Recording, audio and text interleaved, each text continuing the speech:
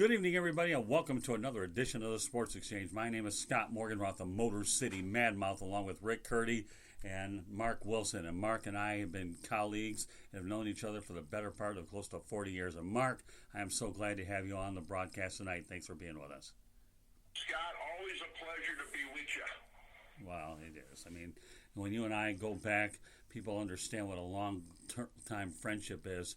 You and I have definitely proven that we've been able to stay in touch no matter how many years it's been, wherever the distance is.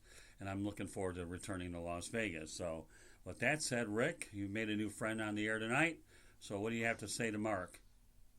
It's great to meet you, and I used to live in Las Vegas for 5 years, so this should be a fun show.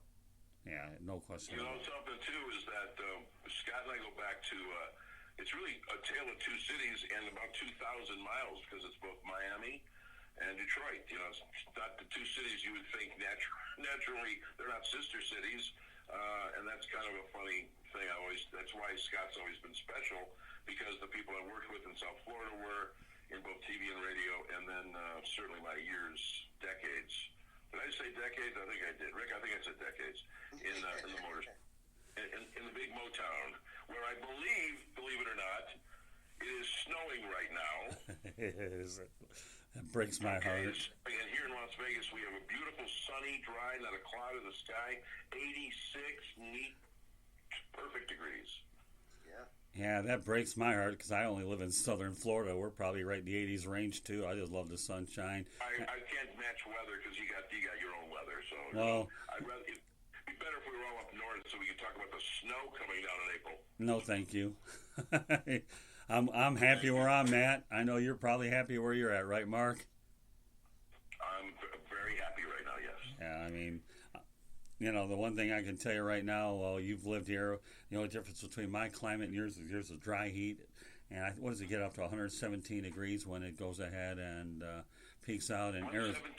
117 is the highest it's ever gotten in Las Vegas officially at McCarran Airport. Yeah. It's never gone to 118, 117 5 different times. Isn't that crazy? Yeah, and I used to live in Phoenix too, and boy, I think we hit over 120 at times too with the dry heat. And you know what? I actually like the dry heat, Mark, because it always cleared out my sinuses and dried those bad boys out. Rick, what's your weather like in Charlotte?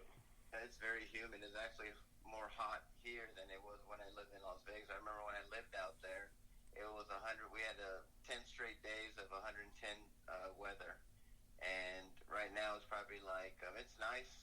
It's probably like in the 60s right now, but sometimes during the summer it'll be like 90 degrees, but it'll be like 100% humidity, and that humidity is no joke. Right, that is brutal. I don't know how I could not do that anymore at my age. Yeah, I tell people it is hotter in Charlotte than it was in Las Vegas, and I lived there. It was like 110, 115, and I worked on the Strip, and it's hotter in Charlotte. Well, not only that, Rick also, Mark, lived in Los Angeles as well, so he's had a taste of that warm weather between Las Vegas and Los Angeles, all of 4 hours apart. Yeah. That's not I too remember bad. living in Las Vegas, and it'll be like 100 degrees, and then I moved to Charlotte, and my first winter it was 19 degrees here. Oh, it got that cold that year, huh? Yeah, and we had black ice. I had no idea what it was. I never heard. Yeah, Charlotte gets the occasional winter time, that black ice, that ice thing that screws everybody up, and nobody can drive on it. Oh yeah, I mean it's crazy. And then when we get like 1 inch of snow here, and they like freak out, and they go buy bread and milk, which I have no idea to this day what is the purpose of bread and milk when it snows. They don't even know, and it's crazy. And the weather changes like every 10 minutes here. It's the most fickle weather I've ever seen in my whole entire life. Well, I got to tell you, Mark, I lived in North Carolina on 2 occasions, and you know what? When that area snows, whether it's just a couple of inches, the whole area just totally shuts down because those folks up there, as Rick knows, they're not used to it. So, I mean, I remember working there in 1987 as the Director of Public Relations for the Gastonia Rangers. And, by the way, Sammy Sosa, Juan Gonzalez, and another 10 major leaguers, about 12, were on that team, a team that lost 90-some-odd games and produced an awful lot of major leaguers. It was unbelievable.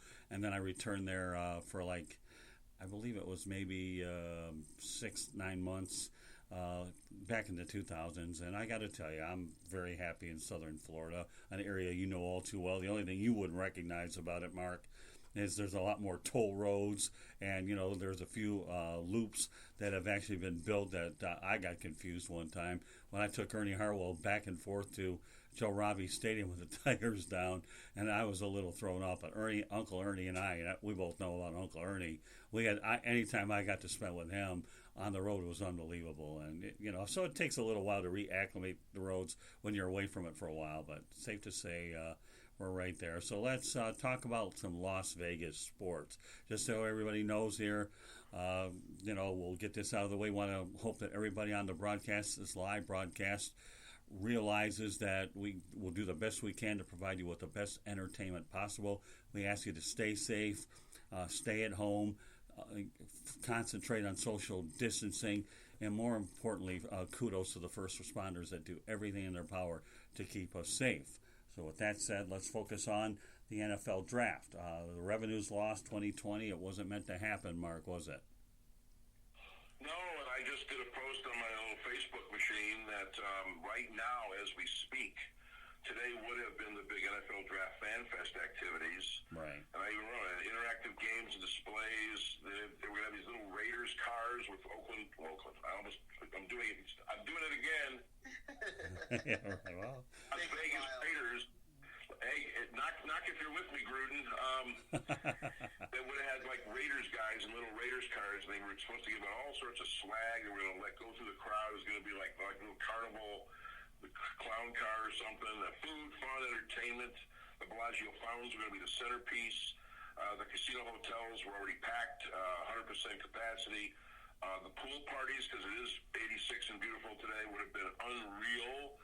It probably would have been one of the wildest weekends in Vegas history. Certainly, as the year goes, it would have ranked up there with the Super Bowl, with Final Four weekend, which we, of course, didn't get this year, and the New Year's Eve. And probably would have exceeded all expectations. The idea was probably 750,000 to 1 million of your closest friends would have been here, Scott. Yeah, exactly. And I drove the strip last night again, and it's just freaky because the lights are on and nobody's home. They kept the lights on, but they're all boarded up. They're all shuttered. LVMPD, the police are at every entrance and exit with lights on, and nobody's walking. I was probably one of 3 total cars at that point. It wasn't that late. But I saw that 4-mile stretch from the Strat all the way down, and of course, Rick knows the layout, so the Strat all the way down to about Mandalay. Yeah. Just freaky and crazy. And that would have been today. This was the big fan fest day today, because tomorrow, of course, will be more activities, but you got the draft itself and then the draft for the entire weekend. So you're talking about 5 days of incredible craziness. And somebody told me, they said, we were going to make Nashville look like a flea market. It was going to be that grandiose, what they were planning on doing, the plans that the LVCVA had in mind, and the extravagant nature of it all. But the amount of people was going to be crushing. I don't think we've ever thought about it. Normally we do about 400,000 at the max for the Super Bowl or New Year's Eve, whatever. Right. But to even pretend that about almost 1 million people, they would close off the strip from Flamingo all the way down, I think, to either Spring Mountain or to Sahara, if they wanted to go all the way. And it would have been amazing. And nothing. Right now, silent. Nobody there. How much money... I'm sorry, Mark. Go ahead. Well, it's shut down and boarded up for all the right reasons, of course. So how much money, Mark, would you begin to guesstimate about revenues that are going to be lost because this draft did not take place? Obviously, they've talked in terms of hundreds of millions. Right. The word billion has come up. Uh-huh. If to think that they could have fostered $1 billion... Right. over the course of 5 days is unbelievable, but I would not have been surprised if that number was the accurate number at $1 billion. Wow. Okay, that's a lot. So, all right. For 5 days. Oh, $1 billion? Wow, that's a lot. Yeah. Now, didn't you tell me... Per year for 5 days. That's crazy. Isn't it crazy money? So, you told me the other day, Mark, that Cleveland's getting the 2021 draft, but there's a possible opening. 21 is not available. 2021 is to Cleveland. Right. They already own that. 2022 is available. Right. But the word is that the NFL wants a big city, quote unquote. So I think we know what that means, Rick. I think that means Los Angeles, maybe. Oh, I see. Yeah. Because LA has posted a draft since 1956. They actually posted it back then. I didn't know that they did that, but I didn't think it went that far back. And then 2023 is already in Kansas City. Wow. Okay. All right. So I think Vegas' first time to come back and do this again might be as late as 2024. We'll see if they get 22, but it might be 2024. Well, you know, now that you mentioned that, Mark, you've got a brand new stadium out in Los Angeles. It's supposedly ready to open up. So, again, it would make sense that they do want to have it in the number 2 media market in the country, let alone all the people you're going to have in L.A. There's no question about that they want numbers. But, yeah, I think you told me Cleveland was going to do it next year, and then Kansas City. But now it makes sense. So I hope that draft gets up there in 2024, that you guys deserve it. It's just too bad you lost it, but the pandemic crisis seems to have turned everything upside down. So, Rick, what do you want to add? Yeah, it's just sad. I lived in Las Vegas from 2001 to 2006, and, you know, my heart breaks for Las Vegas. I can't even imagine the Strip as empty as it is. I remember living there. It would be like Thanksgiving, and it was quiet there, and I can't even imagine nobody there. It's a 24-hour city. I was so happy when the Raiders were going to move to Las Vegas. I was happy when they got the Golden Knights, because when I lived there, there was always rumors of getting professional sports, and it's just really sad that this whole pandemic has just hurt the draft there. And when the NBA All-Star Game went there, the city was excited for that. I can just imagine how excited it would be for the NFL draft, and to not have it and have this worldwide pandemic. It's just a shame, and hopefully Las Vegas will get the NFL draft very, very soon. Yeah, and one thing I know, Mark, that, you know, the NHL awards ceremony, I think, has been held in Las Vegas. Is that right? And I know That's correct. And I know that it seems like up to this point, Las Vegas has become an NHL city. Obviously, we'll get to certain other things in a minute. But, you know, let's talk about first the Raiders, okay? We talked about, will that stadium open up on time due to COVID-19? Well, it's finished on the outside, okay? And I drove it just last night, and for the second time, they lit it up. And it is the coolest, I'm telling you, it's literally at the corner of Russell Road and Polaris, next to the Chevron station. That's where it is. You go by it, it's sitting right there. It's not in some far-off land. Right. It's just west of the I-15, and there's a gas station. There's 2 Chevron stations there. This is how close it is. If you pulled into the Chevron station on the north side, if you had a good enough arm and picked up a rock, you could hit the stadium. That's pretty much how close it is. But when you're driving down Russell, and so Rick might not remember this, if you're driving Russell towards the Strip and you get towards, David Copperfield has his headquarters there. No. That's Pat's Valley View. When you get Pat's Valley View, it starts to come up in the distance. I'm telling you, I put my hand on my chest and I said, this is breathtaking. I was skeptical when I saw the rendering of that. It looks like a big black spaceship. Not only is that exactly what it looks like, it's perfect for this city. I've completely changed 180 on what that is spectacular. I know I'm excited for the building. Raiders, I don't care. The building is going to be unreal. And so they're ahead of schedule because they did get the roof finished just about 5 days ago. They're still working on it. The construction's going on during this thing. The construction's at full bore.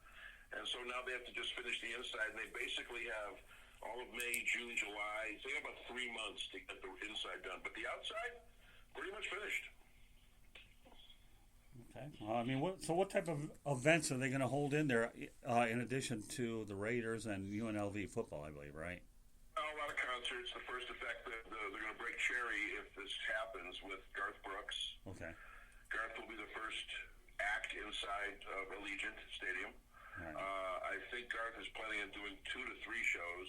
It'll be high, big arena, stadium shows like that. Right. They'll try to get some of the biggest, that do play other stadiums around the country.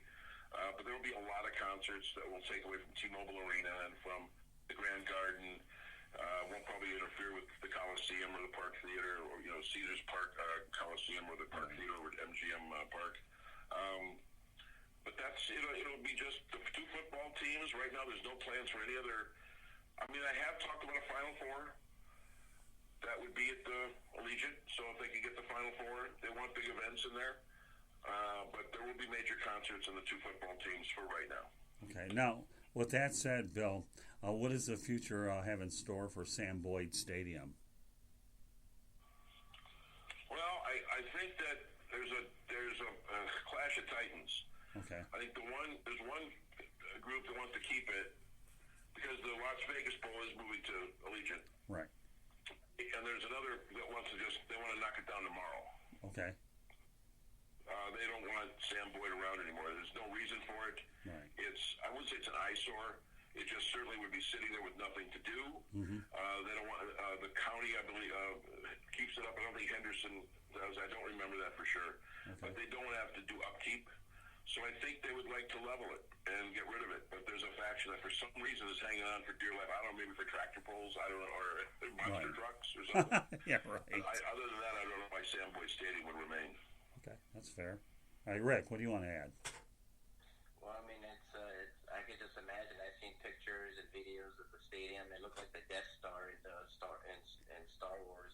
It looks amazing. It looks like something Darth Vader would be in. And, right. And it's perfect for the Raiders. It's perfect for Las Vegas. It's very Las Vegas. And I'm just very, very excited for it. My brother's a huge Raider fan. And I've been telling him for about a year that, hey, the Raiders are going to move to Las Vegas. It was either that or San Antonio, but most likely Las Vegas. He didn't believe me. And then I get a text from him, hey, they're moving to Las Vegas. So he's very excited because he lives in Los Angeles, so he's a lot closer to Las Vegas than he would be in Oakland. So it should be very, very exciting, and I can't wait when the Las Vegas Raiders, it's taken me a while to get used to it, but it'll be exciting to see the Las Vegas Raiders actually play in Las Vegas. And when I lived there, I mean, we had rumors of the Expos going there. That didn't happen. There was rumors of the Grizzlies moving there. David Stern, the commissioner at the time, said, over my dead body, Las Vegas will ever get a team. And eventually the Grizzlies went to Memphis. So it's really quite exciting to finally see two professional sports teams in Las Vegas. And, of course, it happens when I'm gone. Hey, Rick, I think you'll appreciate this since you know the layout. Okay, yeah. So you know how Russell Road, as you're heading towards Vegas Boulevard, it goes, there's the overpass from the I-15. Yes. This was not even, I don't even think it was midnight yet. When I tell you there was no traffic, there was no cars. I wanted a picture. I had to get a picture of, because it's an unbelievable picture of the stadium at night. And I'm not kidding you. This is true. I parked my car in the middle of Russell Road, where normally it would be jammed with people taking a left to get on the highway or going to the I-15. Not one. I just stopped the car. I got out. I was running. I was at the light. It was already green, and I just started taking pictures. As I did that, here comes an LVMPD. Okay. Yeah. So I started to move back to my car. He honks his horn. He waves and keeps going. Wow. He just waves. Like, hey, how's it going? And I said, officer, you're doing a fine job. And he just kept going. He didn't stop me. He figured there's no cars. The guy wants to get out and take a picture of the stadium. Why not, right? Yeah, exactly. Exactly. And it's a 24-hour city, and it's a beautiful stadium. I mean, it looks spectacular just seeing the videos of it. I can just imagine how it looks live. You got to see it in person. You got to get out of your car and see it. But that's where Vegas is now, with no traffic, with no people, nobody going out. Right. I was able to stop in the middle of Russell Road at the I-15 interchange and get out and take a picture of the, as you said, the Death Star, because that's exactly what it looks like. All right, so it's amazing. So, Mark, with that said, you do have two pro teams. First of all, question number one: what has the reception been like now that the Raiders officially make Las Vegas their home? I think people are very excited now. I think the excitement was starting to build as they watched from the ground up, watched from the desert floor at that corner, Polaris and Russell, to see that thing going up. I think the excitement started. Excitement started even more when Mark Davis announced that the name change before he was supposed to. Right. The Raiders didn't want to wait. They wanted to go pretty much as soon as they could. So they started, making swag and jerseys and whatever they can get. Raiders stores are popping up. There's one in Town Square, I think, now. So the excitement was start. I didn't know how exciting it would be for the people, and certainly there's going to be Oakland people who've come to the realization that they lost their team, and they want to come here. I know that there was a group of people who actually got that big, I don't forget his name, the big crazy Raider guy in the black hole. They were going to pay for him to come here because he can't afford it. They're going to pay to have him come to all the home games. Airfare, hotel, food, whatever, tickets. They want him there. So there will be still a similar amount of excitement even from the Bay Area for people who are Raiders fans that want to come here and make a weekend of it. And again, it's a small commitment. It's 8 weekends a year. You can do that. Right. It's not 100. It's 8 if you don't count the exhibition games. Right. So the excitement level was there until now, and I don't know how to gauge it yet because we don't know where we are. But it was certainly starting to build before this thing kind of shut everything down about a month and change ago now, middle of March. Now, the Raiders used to also play in Los Angeles. Do you think that the NFL made a mistake by allowing the Chargers to go to L.A. and not the Raiders? Well, I don't like old-timey. I've told you, I'm not an old-timey. I like new music. I'm not old. I don't sit in the past. However, I do not think that the San Diego Chargers should ever move out of San Diego. Right. Rick, I don't know if you think the same. Sounds like you might. I don't know. What's your thing on this? I don't think the Chargers should have left San Diego. That's all I'm saying. Totally agree with you. I mean, it's going to be hard for them to support 2 professional football teams. I thought for sure that the Raiders would go back to Los Angeles, and then they decided to get the Rams back. Okay, needs to be the LA Rams, but the Chargers. I mean, I just can't understand how the owners could agree to move the Chargers to Los Angeles. It was perfect in San Diego. And, it's just, when you can't even sell out a soccer stadium and, when the Steelers go there or the Raiders go there and it looks like a Steelers home game, you got issues. So I still couldn't understand why they let Dean Spanos move the Chargers to Los Angeles. It's still a head scratcher to me. So, Mark, with that said, okay, the Golden Knights are there. They're the ones that arrived there first. What's the reception been like for the Vegas Golden Knights? It didn't hurt that they... More than I ever imagined. Yeah, I'll bet, because they went to the Stanley Cup. Of course, it didn't hurt to have the greatest exhibition season in the history of sport. To start your run there for, not even close. To get to the Stanley Cup Finals in your first years. There's no words for it. There's no word.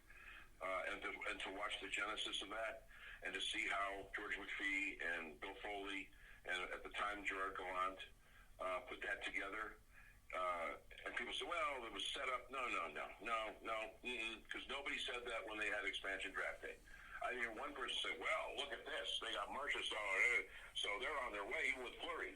I never heard one person say it. So what they did that first year, captured the imagination, to borrow that cliche, and they filled up the arena. And I'm telling you, since that time, the Fortress and the Medieval Maniacs, and you go around town, you can't go past 10 locals who don't have a Golden Knights sweater on or some sort of paraphernalia, or the flags and the cars. It's like the Red Wings, when the Red Wings won the Stanley Cups. Right. But the Red Wings had about a 70-year start. That's what I equated it to. I said, this first year looks like the Red Wings of '97 when they won the Stanley Cup that first time in 40 years. And Scott, you remember what that was like. Detroit was crazy. Michigan was crazy. Oh, yeah. Red Wing fans were everywhere. That's what happened with and don't forget, Salt Lake City, Utah, parts of California who aren't into the Kings or the Sharks or the Ducks. The Coyotes have never really captured any imaginations of their Arizona fans. There's other, New Mexico, there's other factions of states that have kind of grabbed onto this. We see the cars in the lot, see the license plates. They come up, they drive in, they make a weekend out of it. They come to Vegas, they want to go to games. They'll buy the tickets off StubHub, whatever, because they're sold out. Right. Into the third year now, it hasn't let up. So there's been no sophomore jinx. There's been no junior jinx. It continues to go like crazy. And this is not a hockey hotbed. They had a minor league hockey team, the ECHL Wranglers. It drew 3,000-4,000 people at the Orleans Arena. Big whoop. I just didn't know, but Bill Foley, smartest man in the room, he knew that this would be a thing. He knew this would be a hotbed for hockey because there's so many transient towns, so many displaced people from other cities that have hockey, New York, Chicago, Philly, whatever. I came from Detroit. It's been unbelievable. I don't know what to say because that first year was the impetus. And then of course we had the 1 October shooting, and it was a rally cry. The rally cry for the 1 October shooting was the Golden Knights were something to latch onto that would give us some joy during this horrible time period that really kind of still lingers a bit, but certainly lasted more than a year. So do you feel that the Golden Knights made a mistake by firing Gerard Gallant? You know what? I got to tell you about Spud. You know, I've known him since he played with the Wings back in the 80s, and I don't want to say he wears out a welcome, but his history with Columbus and Florida was it lasted about 3 years. Right. He was in the third year. The welcome was worn out. Okay. For whatever reason, by hook or by crook, it didn't work at the end. I never thought in a million years that Peter DeBoer from the Hated Sharks would be the choice, but so it didn't shock me. I was disappointed, yes, because I like Gerard being here, Spud as we call him, but that's his history, and sometimes you are what your history tells you are. Okay. Well, you've got a former Piston out there in the WNBA named Bill Lambier. How has Bill adapted to the area? I imagine you and him have a lot of fun when you go back to the old Bad Boys days, knowing that he's moved into your backyard coaching the WNBA team. Do you have any interesting conversations? You've gotten to know Bill a little bit more since he's been out there, and how has he been received along with the team? Bill Lambier was my lake neighbor in Detroit. Oh, was he really? Oh, wow. Yeah, for years. So I call him my lake neighbor. It's a pretty big lake, but we were neighbors out there. Obviously, I have the relationship with Lambier that I had as a media member to Lambier, covering the Bad Boys back in the late 80s. I wouldn't say we're exactly the best buds. I wasn't either. He doesn't like media people. That hasn't really changed. He's certainly softened up since he's been in the WNBA. He's been there a while now. The Shock, the Liberty, now the Aces. Right. I don't know. Somebody told me that. Said they, because I'm going to be frank with you, Frank. I have not gone to an Aces game. Okay. You know, do with me what you will. Right. Don't hold it against me. That's okay. I have not gone to Mandalay for an Aces game. I've seen them on TV. I don't hate. I love women's basketball. I've always been a supporter. Nancy Lieberman is one of my favorite people. She's one of my closest people. Nancy Lieberman has carte blanche with me, and I think what they've built with the Aces with Liz Cambage and Kelsey Plum, I know the names, I know the people. I just haven't gone there. I could lie to you and say, oh, yeah, I've been there. So Lambier is I heard a little pissy that I might, tell him to get his ass out here. I said, okay, fine. But he's been great. Yeah. He's been great with the community. He goes on the TV and does, wacky weather with the weatherman. Who would have thought Bill Lambier would do wacky weather on the newscast? Lambier is just.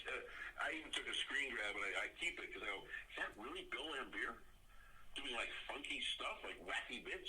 I couldn't believe that, but he has really been good, great for MGM and for the WNBA anyhow in total, and certainly for the Aces. He's been the guy that came in when it started, and he took it from the ground floor, and they went pretty far in their postseason last year, and they were kind of looking forward to getting this going now, but we don't know if we'll see him this year. I don't know. I don't know if we'll see the WNBA this year. Well, saw the draft last week. Yeah, the one thing I sense, Mark, and, tell me what you think, okay? I think the reason why Lambier never got a job in the NBA as a head coach was his relationship with the media, and he burned a lot of bridges playing. There comes a point where, as a head coach, you have to find a way to cater to the media. And, because after all, you are the face of that organization. And how many bridges did he burn? And do you think that was part of the reason why he never landed a head coaching job in the NBA? Scott, there's no question. Okay, we could phony baloney it and say whatever you want. He did get an assistant job with Kurt Rambis with Minnesota. Right. And he thought that might be his ticket. Certainly worse guys than him have been head coaches in the NBA. I mean, there's a litany. And as Rick knows, the land landscape is littered with crappy coaches in the NBA. Right. Yes. So there would have been no other reason to keep Bill Laimbeer from a job with one of 30 teams, Right. which you would think that his name alone would be a draw. He's the, Bill. He's going to be on, I think, the Michael Jordan the Last Dance thing this coming weekend. They're doing the Pistons Bulls thing, I think, in the next episode 3 or 4, maybe both. Right. So he's got high profile. He's still Bill Laimbeer. He's still a guy who helped win 2 championships with the Bad Boys, and nobody ever wanted to give him a head coaching job.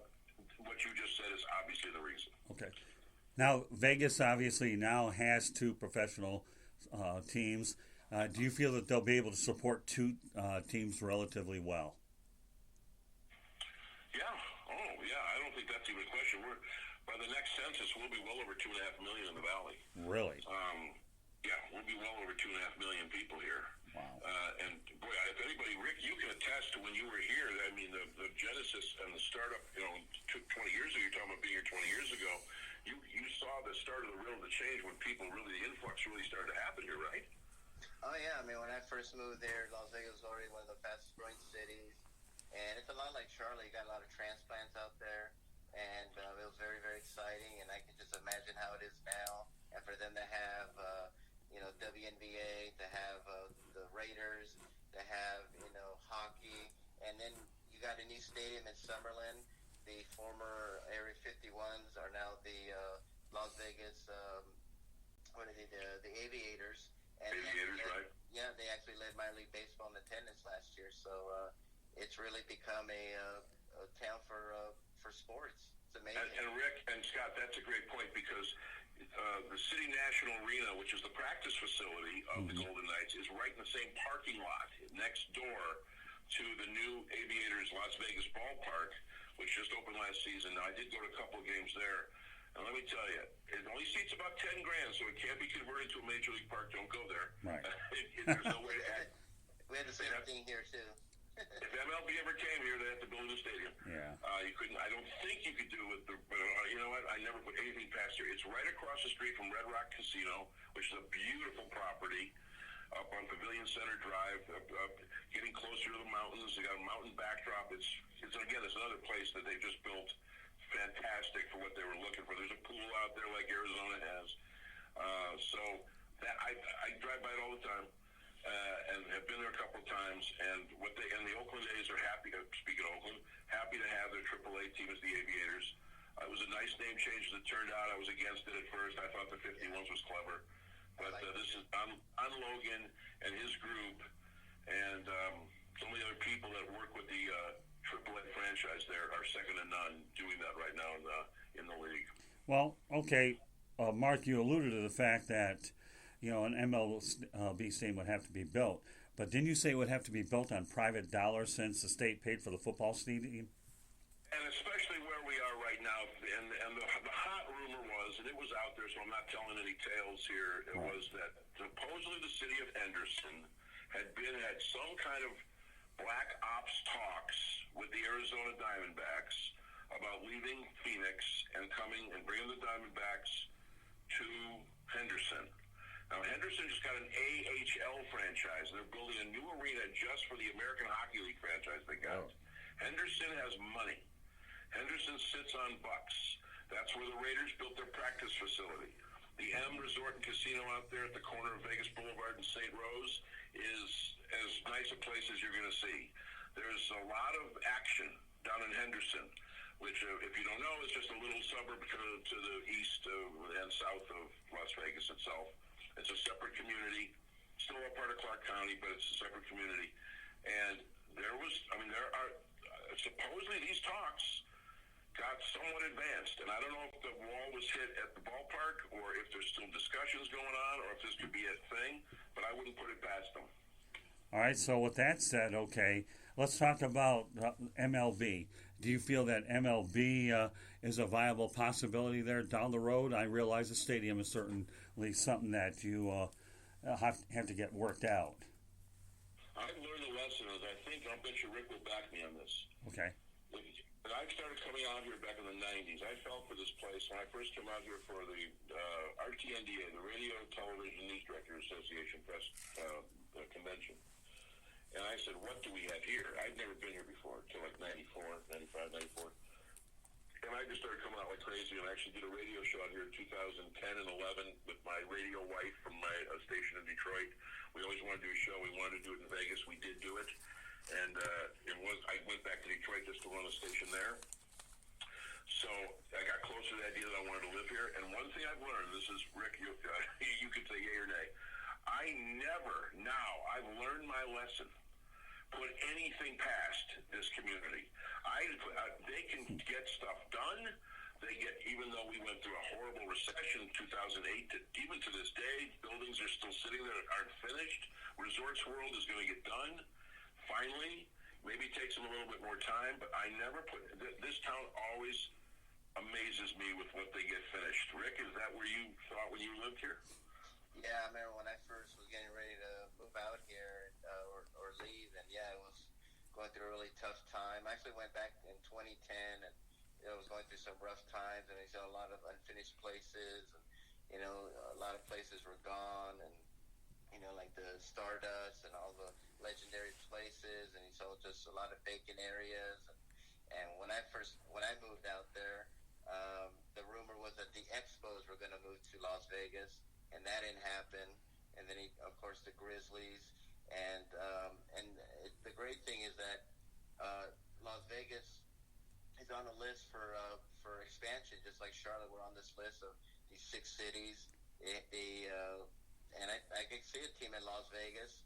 Do you think if they don't get a team in Las Vegas, do you see an NBA team coming to Las Vegas? Well, you know what? I think that, and I think, Scott, it was you that said that David Stern kind of said over his dead body. Will we ever see that, right? Yeah, I did, actually. And not only that. And I'm not trying to be funny, but that's what it is, right?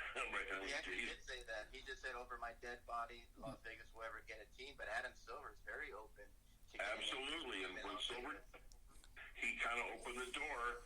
The problem is we'd have to either move a team, and the other rumor was the Phoenix Suns, right? Phoenix teams, that they might be a possibility to come out here and take, they already have an arena. They can partner up with, the Golden Knights. There's basketball facilities in terms of locker rooms and et cetera. They're already there. There's already either an ability at the CNA, I think, to do basketball practice facilities. So they could do the same exact thing that the Knights are doing up in Summerlin and really the infrastructure's there. All they would have to do is get a team, either by expansion or someone moving. So I do believe that there will, in fact, within the next, and Carolyn Goodman, who's been in the news lately, our mayor. Very active, yeah. She's been in the news. We're not maybe the greatest things ever. She has a different view than our governor of what should be happening right now. Anyhow, she has said it herself. She thinks that the NBA will be here within 5 years. Well, it's amazing how you say that, Mark. The Milwaukee Bucks were under fire for a while that if they didn't get their stadium, and there was a deadline for them to do it, that they were a possible candidate to go to Vegas. I know they were. Absolutely. The Milwaukee Bucks were more than a possibility. Oh, yeah. That's a great you brought up there. That discussion was well underway. Now, that's part of the thing that the mayor has said, I don't want Vegas to be used as a pawn. But remember, she doesn't have a whole lot of power in it. I want to tell people that have been watching her, first of all, the Strip is not in Las Vegas. As Rick knows, it's in Paradise, Nevada. It's run by the county commissioners, not the mayor of Las Vegas. Her jurisdiction, even in Las Vegas, it would be Fremont Street, the downtown, beautiful downtown stuff, the fun, the circuit. Derek Stevens is building the circuit there. It's going to be amazing. But that's a city council-run city. So the mayor she's not ineffective, but doesn't have the most power. And so when she speaks, I hate to do this to you, Carolyn, because her husband was mayor before her. They've been mayors for 24 years in the city now. It'll be 24, but she doesn't hold a lot of weight. Okay. Right. Yeah, I remember the Bucks discussion. That was a very heavy-duty discussion. To answer your question about the Bucks that was a thing. The Bucks moving out of Milwaukee was a thing. Right. And I was born. That's my hometown. I was born in Milwaukee. Right. I didn't want the Bucks to leave Milwaukee ever, but I understood what was going on with the stadium situation, with the arena situation. Oh yeah. It was. Thankfully, they stayed in Milwaukee, but I know there was a big-time discussion that would take place. So let's talk about a couple of other sports, Mark. I've always known Las Vegas for boxing. Oh, I can tell you, I've seen a lot of boxing events at at the MGM, and also Caesar. So, tell me, is boxing going to come back to a much higher level? I know it's been taking a backseat to MMA, because anybody that goes to Las Vegas for boxing, that's when you know when Las Vegas knows how to put on a big event. And nobody can tell you the countless history of great matches that have taken place. Well, obviously, Floyd Mayweather lives here. If you all want to come down and see the strip club, I'm happy to take you. Right. That's funny. Call, I forget the name, the Girl Collection. Yeah, Is Cheetah still there? Yes, Cheetahs is still there, yeah. Yeah, so is Aaron Rhino. Wow. But Floyd does have his own strip club. It's part of the money team. Yeah. And obviously he put the spark back in boxing in Las Vegas when he was willing to fight in Las Vegas. Right. The heavyweight division lost a lot of oomph for years because Vladimir Klitschko wouldn't fight here. Right. Well. He would take the money, send it back to Russia or wherever he wanted to, but he lived in Beverly Hills, California with his actress wife. Right. But he wouldn't fight here. And that was a problem. And that's what I think killed the heavyweight division for basically most of the 2000s. Tyson Fury, and even Wilder, but really Fury, has a place here, and he embraces Las Vegas. He's around town. He's like OJ. If you want to drive around, you'll find OJ Simpson. Okay, he's out and about. Oh, yeah. I can tell you where to go. Tyson Fury's the same way, and he is bringing that kind of old-time tradition back to Vegas when it comes to setting up fights. And the heavyweight division, I don't care. You can say all you want about Manny Pacquiao, and you can say all other divisions, and what Mayweather has done. When the heavyweight division is solid and it's interesting, that makes boxing to me. Oh, no question about it, Mark. Yeah, I mean, I'm with you. I go back because I was friends with Angelo Dundee and Emmanuel Stewart, two of my favorite trainers. They both died in 2012. Right. And so I got to know Ali when I worked in Miami back in, you remember the 5th Street gym, Scott? Yeah, I also remember Allen Park gym in North Miami. And you know what, Mark? I knew Angelo Dundee well. He would contact me if anybody came into town, like Sugar Ray Leonard, Muhammad Ali. And, you know, we all know that South Florida is definitely a mecca for boxing. It has a great history. Ali took on Liston at the Miami Beach Convention Center. And like you, okay, I had a great relationship with Angelo, one of the nicest people I've ever come in contact with. Did he ever give you a list of his jokes? Oh, yeah. Remember this? Oh, he would write his jokes on a loose leaf piece of paper, like ripped out of a high school thing, like notebook, and he would write jokes down. And he would tell me, he would give me these jokes, and I'll never forget the day Ali was there.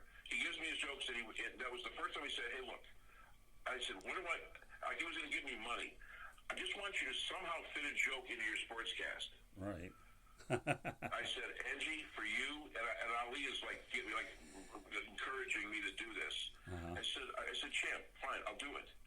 So I was on to the next night, and I actually found a joke that worked with something I did. And Angelo calls immediately after the show's over. He says, "Where am I taking you to dinner? What do you need? You want a car? What can I?" Because I gave him the credit. He got the joke on the air, and at the time I was working at Channel 4 in Miami, which was by far the most popular station. Oh, yeah. And I said, what do I lose? What am I going to lose? Somebody going to fire me? I'll take whatever Angelo did he wants. If Muhammad Ali is there telling you to go ahead and do the joke, you know what you do, Rick? You do it. You do the joke. Right. Yes. Well, it's amazing. I met Muhammad Ali at Allen Park in North Miami, and I spent a week with the champ, and that's when I knew that he was coming onto the Parkinson's syndrome. And you know what, Mark? If picture's worth 1,000 words, I'm glad I got it with Ali, because I don't want to remember him for the slurred vision.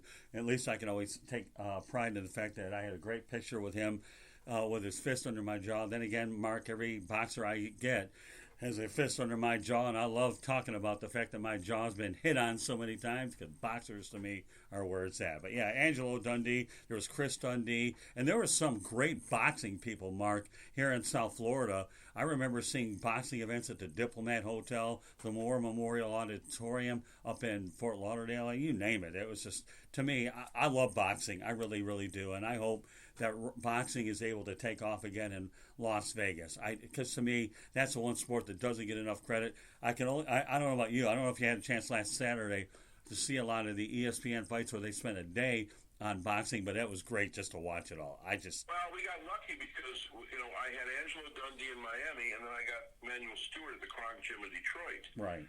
And I'm telling you, and they both, as I said, they both died 8 years ago, 2012, within I don't know how many months, maybe 8 or 9 months of each other. Right. And at the time, I was actually talking to Emmanuel about coming onto our station that we had just that I was running, as I mentioned, in Detroit, as being our boxing guy. And he was all in. And like 2 weeks later, he was gone.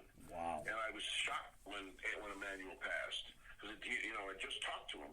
And he sounded fine. He didn't say he was ill. I always used to ask what he was doing. And, things happen. I get that. But that's pretty rare that you get two guys like that in two cities that really are not only Hall of Famers, but kind of set the course for boxing from basically the 70s all the way to the 2000s. Those two guys were instrumental in all of that, right, including Mayweather and the guys today, Lennox Lewis, Larry Holmes, Mike Tyson in a way. Tyson went, kind of went rogue in his own thing because he was, against the grain, as we all know. I think that's a waste of time talking about that. But the game right now is important to have the heavyweight division because right now Dana White and MMA and UFC dominates. I never thought I'd see that day, but it does. It just does now. Right. McGregor helped with, as we all know. But to get boxing back to now where the UFC is, heavyweight division, and Tyson Fury's got to lead that charge, I think. Oh, no doubt about it. I mean, so you talked about MMA, so let me continue with that, if I may. All right, what are your thoughts of MMA? I am not sold on it. I realize they're aggressive on the promotion side. I get that, but to me, boxing will always be king with me. MMA is called a Johnny-come-lately, and I'm not sold on it, Mark. Well, look, Dana White, I knew one of the first guys ever I think he might have fought in UFC 1, and that's Dan Severn, who was a wrestling coach at Michigan State. There was a great wrestler in his own mind, so then, and not in his own mind, in his own time. And he was one of the first to jump into mixed martial arts. He had done that, but he had the wrestling background. And so at that time, I thought it was just a lark, and I did for years. Mm-hmm. But Dana White and his masterful efforts, and he's got this terrific, off the 215, Rick, right off 215 and Mike Jones, the UFC headquarters are amazing, and they're really quite unbelievable. And what he's done with the amount of fights, look, it's not about us. Right. I'm not the biggest MMA guy. I'm not a big mixed martial art. I don't rush to go see a UFC fight. I don't maybe necessarily get him on the PPV. But I can't deny the fact that there's a humongous want for it and a humongous fan base.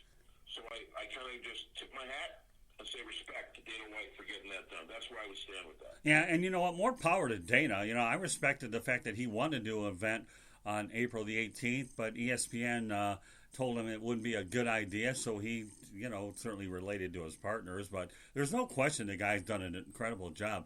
The only time I've ever taken a photo with anybody was with Chuck Liddell, and Chuck was really nice when I covered a Super Bowl down here and went to one of the events. So, hey, listen, you know what? You're right, Mark. There certainly is a market for it, and, I got to give those guys credit. They're incredible athletes is what they are. To be able to kick and box the way they do, a combination of martial arts. So I got to ask you, what were your thoughts when Conor McGregor took on Mayweather? I didn't like it. You didn't? Nope, didn't like it at all. Still don't to this day. I thought it was a mockery. Yeah. I kind of almost hoped that McGregor would knock his block off a little bit. Did you? And I'm not a Mayweather hater. I like Floyd. I like his family. They're from Michigan, Grand Rapids. I think his uncle just passed. Right. I see Floyd Sr. here a lot. Okay. I run into him at Red Rock all the time. Yeah. I thought he should have done it. Okay. To me, he's not 50. He's 49 and an asterisk on the other one. Okay. So I hated it the whole way through. Had no interest in it. Didn't want to even see it. Okay. It made no sense to me. I didn't understand. It'd be like if Rocky Marciano, if Ali had done that, right, we would have thought it was like Jesse Owens when he ran against a horse. That's funny. Or if Jack Nicklaus played golf against, I don't know, a guy from the Ringling Brothers Circus. Yeah. And I understand that McGregor has some skills that translate to the boxing game. I just didn't want to see it. Okay. And that might be one time where I was a little old timey, and I said, I don't want to go there. I don't think this is important. I don't see the point. And the other side of it was, what if Mayweather kills him? Yeah, that's this true. Is a boxing. This is not. They're not going into the octagon. They're going into a ring where Mayweather is dominating. If you've never been hit by a guy, I haven't, so I don't know. I've taken a couple of sparring punches from Tommy Hearns. That didn't feel good. Sure. But I can't say that I've sat in a ring with a guy or stood toe to toe. But he could have killed him. Okay. So Mark. I don't know if that would, I mean, I guess that would have been exciting, but I don't think people necessarily wanted McGregor to die. No. So you talked about O.J. Simpson earlier. Is he very visible in Las Vegas? Does he hang out? O.J.'s all over the place. Is he really? Oh, yeah. No, I was at first time I saw him when he got out, I was at the corner up here by Las Vegas. I lived by Bishop Gorman High School. Oh, dear. And I get out of the car, and there's this SUV at the little convenience store at the gas station. I walk in there, and there's Juice. He's just hanging. Well, how you doing? Many years. Juice, how you doing? Hey, great. How are you? I'm good. Many years. He's all overcome. Many years ago, though, I covered the Dolphins at the Orange Bowl on a Monday night, and Howard Cosell wouldn't talk to me. He wasn't really Cosell. I couldn't stomach, but thankfully, one of my best memories of OJ was I did an interview with him. And when you're a young guy like I am back at the time, Mark, 19, 20 years of age territory, and a guy like him opens up to you and does an interview, it certainly does help your confidence a bit. So my only interaction with him was positive. Obviously, certainly a lot has taken place after the fact. So, but you say is he receptive to a lot of the people that he's around, or does he talk a lot? Oh, he takes selfies. He takes little selfies with them. Yeah. He was just post little videos now on Twitter all the time. He was at when the pandemic thing hit the crescendo to the point where the shutdown started. He was over at I think the Walmart over here. He's pushing stuff with toilet paper. He's got a mask on. He's doing a little Twitter vid. He shakes hands, kisses babies. If you see him, I'm telling you, say hello. He's very friendly. Yeah. I mean, you'd think he was the greatest guy on the face of the planet. Yeah, well, that's OJ. He certainly knows how to act in public. He's at the golf course. Yeah. He does a lot of golf. He plays Summerlin. He's up there at a couple of the Red Rock course. He's all over the place here. He's all over the valley. People see him, and you'll see little selfies occasionally, or shots with him. And he's happy to do it. He's happy to take a pic or say hello or spend some time. So I've often wondered, okay, and tell me what your thought of this. When he got off in Los Angeles, then he committed those crimes, the memorabilia things there. Do you think that the decision to punish him for as long as he could was probably related to, we'll get you, now we got you, that he didn't serve his punishment? Because I've always wondered whether he would have been defeated, with the jury and his media and his legal setup. I've always wondered, you know where I'm going with this, Mark? Yeah, because the sentence didn't necessarily seem to fit the crime. Right. He was sentenced to Lovelock, which is northern Nevada. It seemed pretty excessive for the crime. Right. So if you're going to hold to the idea, okay, and the people that thought O.J. was guilty said finally got him. Right. The people that thought O.J. fair and square, he got he was acquitted. I think that it went on two different groups, and I do think that some thought it was excessive, and that was because they were getting him. Mm-hmm. And the other thought he should have gone to jail in the first place or something. I mean, it was all over the map. It would be hard, Scott, to say that didn't factor in, because I don't want to repeat myself over the amount of time. Right. It was obvious that he was going to be released kind of early. That he would probably, unless he did something stupid, right, which he did do, by the way, while he was there. Mm-hmm. Up in Lubbock, he did have some incidences. I guess I would probably say I don't want to say I don't know, but I think that there might be a little bit of that, yes, because only because of the length of the sentence. Okay, that's interesting. I know we've covered an awful lot. So, Rick, is there anything else you want to ask Mark?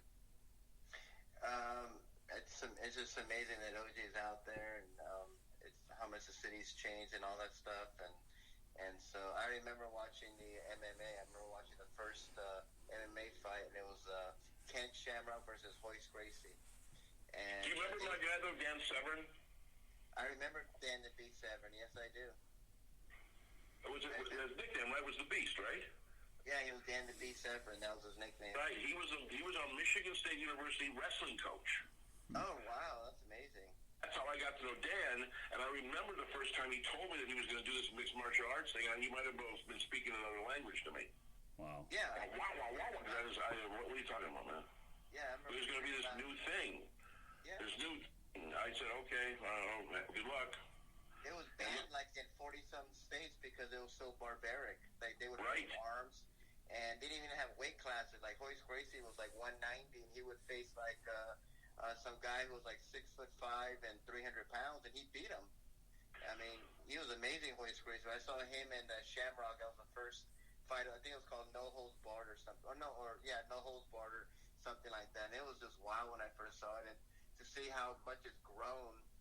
It's truly spectacular. And Dana White is just I'm not the biggest Dana White fan, but what he's done with the sport is truly amazing. I mean, it's eclipse boxing. Well, the other thing is that you remember the strongman competitions. Yes. Okay, and there was a movie made about it with Warren Oates, I believe, played the guy. And Scott, you remember that's the guy from Saginaw. Right. Michigan. That was Art Dorr. Mm-hmm. And he's the one that started the tough man contest. The tough man. I remember that. Yeah. I think I don't know if it was Dana that has referred to that in the past, but the impetus, the idea, the little light bulb that went off came from those tough man contests way back when. I think Art Dorr might have started those even in the 70s, maybe early 80s, and that just kind of I think morphed into MMA in a way. I think they just added the martial art part because they're already doing that. Tough man was basically anything, but that was Art Dorr. That's right. And then you got this up in Saginaw, Michigan. Tank Abbott was there. He was in the Tough Man. I remember those two. And eventually Dan Severn went to the WWE. I remember Tank Abbott went to the WWE or WCW. So yeah, it's amazing how much it has grown. Now you see people like Brock Lesnar doing the MMA and going back to WWE. It's just it's really grown, and hopefully the heavyweight division will come back because I remember the Tyson days, the Holyfield days, and the Slew days, and I hope it comes back because I agree. Klitschko, he was a great champion, but he always fought like in Ukraine or somewhere. So yeah, it was awful. But he took the money out of here. I mean, he lived in Beverly, like a mansion in Beverly Hills, but he would not commit to fight here. He just wouldn't do it. Right. Yeah, and I thought that was. And he was just very blah. I mean, he was a nice guy, but he just wasn't very excited to see him or his brother. So him or his brother, both the same way. Yeah, like great fighters, great champions, but blah in the ring. And yeah, they always fought like somewhere like in Ukraine or Russia. So hopefully he'll come back. And I think Tyson Fury is a perfect guy. He's very Las Vegas, very loud, not very shy, and we'll probably see him in Wilder 3. What do you think? Without question, the trilogy was set up. I mean, who knows what we're going to see going ever? Yeah, right. Going forward in anything now. But yes, if we hold to get away from that, unfortunately, for a second, yes, I think that the trilogy had to happen. And it was already set up. I don't even know why anybody would think otherwise that they shouldn't go the third time. Unless they wanted to extend it even into like 21 or 22 and let them fight others and see if we can get it back. But then you risk the danger of a Buster Douglas, and you don't want that to happen. No. So you might as well take your fight and your bucks while you can get it. You know, Mark, what's amazing is you and I have known each other for the better part of 4 decades. You know, here we both started out in South Florida when we had the University of Miami, the Miami Dolphins, and the Fort Lauderdale Strikers. Now you've got 2 professional teams with potentially more down the road. And I'm in a town with 4 major professional sports, although I don't do anything in Miami with the Heat. I only go there when the Pistons are every now and then, but the Panthers, the Miami Dolphins, and the Marlins, I don't mind going out there, you know, when the time comes. But isn't it amazing how you and I, as this thing comes full circle, we live in warm weather climates that were never thought to be potential Major League Sports found. And as time goes on, indeed, but we live in areas that have grown up, and yet we enjoy the sunshine, don't miss the northern climate. How amazing is that for you, Mark? Well, that's pretty interesting. That's pretty fun. You know, I go back to the idea that when I got to Miami in '82, Right. Miami Beach was horrible. Yeah. It was awful. It was a mess. And to think that became the famous South Beach, it was a mind blower. Oh, yeah. And then, like you said, when I got down there, really our only duties were to go to Dolphins practice and get out to the Heck Center. And you remember the Green Tree practice facility? Oh, yeah. Over at Coral Gables. Sure. For the Hurricanes, Mark Light Stadium for baseball. When you consider, Rick, are you listening to me? Let me tell you something. Think about this. In Miami, Florida, the third most popular thing going was University of Miami baseball. Yeah. Wow. Yeah, it was. I always do that. I cover up the phone. You got it. Okay. So when you think about it now, wait. You got the Dolphins. Now, Miami Hurricane did not have basketball back. No. Basketball left for 14 years, I believe. Yeah. And I got the scoop. I broke the story. And I got the story straight from Rick Berry's mouth, but probably wouldn't admit it today. Probably wouldn't remember. That they were bringing basketball back to the U. And I don't know if you guys remember who the coach was, Bill Foster. Right, I remember that. Well, Sam Jankovic was the guy that tried to get it back. He's the one who initiated. Then Bill Foster came in, and the rest is history. So.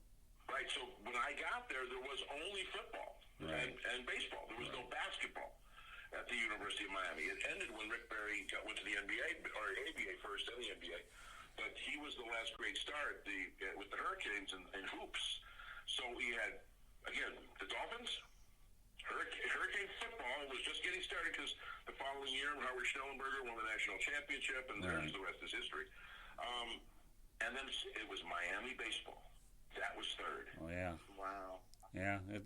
Rick, it's amazing that Mark and I came into an area when we worked here from 80. I was here from 82 until 84. I moved here in 81, but got active in the media shortly thereafter. But what Mark and I had to endure then versus what we ended up doing when we went home to Detroit, and now here we are in warmer climates. It's just unbelievable how full circle it's come. So, I mentioned it was snowing in Detroit today. Yeah, that's it. So, just so you know, folks, you're listening to the Sports Exchange and the South Florida Tribune Broadcasting Network.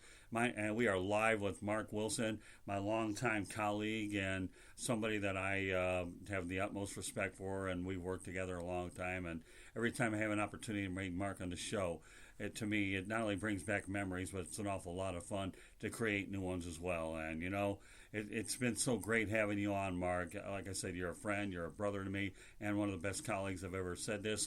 Folks, this is a fact. Anybody that is proud enough or good enough to know Mark Wilson, to me, they're better for it. That's how I feel about you, Mark.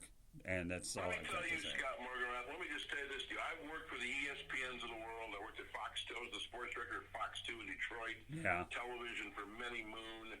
I worked in Lansing. I worked, as I said, in Miami in television. I've been a program director in radio. I worked at 97.1, the #1 show. We were on nationally, Sporting News Radio. I've done national work for NBC Sports Radio, for SB Nation. Let me just tell you, Scott, you, my friend, you are the highlight of the career.